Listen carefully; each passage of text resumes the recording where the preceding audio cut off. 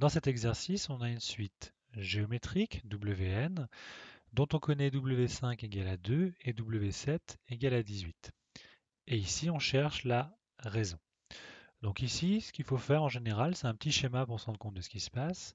Habituellement, on a W0, on calcule W1, puis W2, W3, W4, W5, W6 et W7.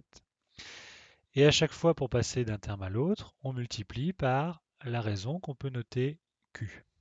Alors moi, ce qui va m'intéresser, c'est à partir de W5, je vais multiplier une première fois par la raison, puis une deuxième fois par la raison pour obtenir W7.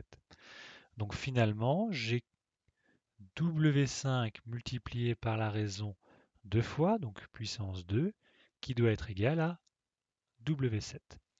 Il suffit simplement ensuite de remplacer nos valeurs et on va obtenir que 2 fois Q au carré doit être égal à 18. Et il nous reste simplement à résoudre une petite équation. J'annule le 2 qui est à gauche. Comme il est en multiplication opération inverse, il passe en division. Ça veut dire que Q au carré est égal à 18 divisé par 2, c'est-à-dire 9.